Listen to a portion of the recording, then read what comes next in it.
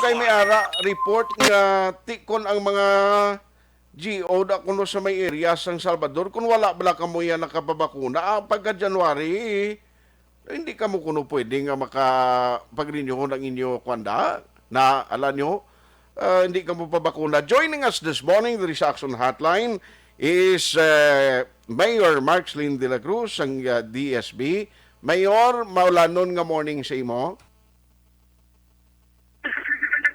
Good morning, good morning. Chappy ko good morning, sir. Good morning, Action Art. Kabay mabatian mo ko? Batian ta ka, Mayor, at tag malang klaro man. Ako mabatian mo lang ko, okay lang, sir? Okay na. Konti mobile ta. Aga mobile ka? Mayong aga sa tanan nga nagapamati sa siniprograma sa Action Art. Yes. Sige. Yes, sir. I-check ko lang na doon na maintain ninyo kay namin yung balita ni duwa lang kamo sa Manapla Subong do ang zero nga wala kaso sa COVID do pila na ni kadlaw hopefully today sir na maintain kagway kamo gyapon kaso da Kabay sir nga mapadayon no kabay nga gakooperar ang tanan kag sige gyapon ang aton bakunahay no okay pero mang schedule pagid kita kay di may ara pagyapon mga minuro o kon mga purok nga mga kay malabot kami dugay sa purok levels nga magkatuan kay para mapangbakunahan kay may ara pagyapon kita mga nagabilin nga mga puroks do kajutay gyapon sa vaccination o nagpabakuna. So gina-schedule na namon apang subong sa proper sa aton rural health unit. Sige gyapon ang bakunahay sir. So kabay na ang amon kaso remain zero as much as we can, no? Kabay nga hindi na magpinasaway. So mga pila ka percent na bilin nga daw ay mabakunahan sa inyo, Mayor? Kadako pa, sir, no?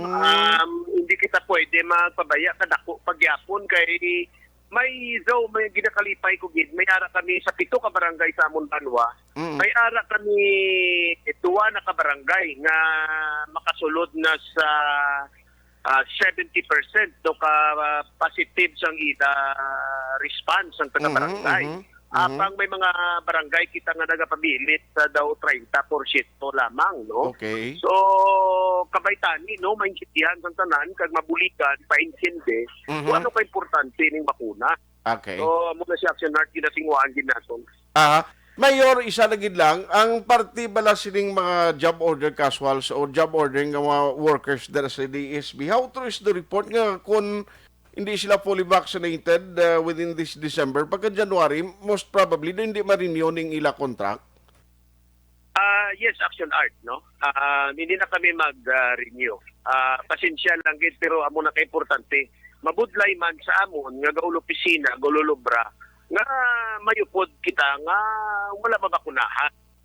Correct. Kay siyempre kung di ka mabakunahan, ang hindi lamang isip mo kaugalingon mo, peligroso ka man mismo sa mga kopdanan mo, hindi lang sa imo pamilya, kundi kopdanan mo man sa trabaho.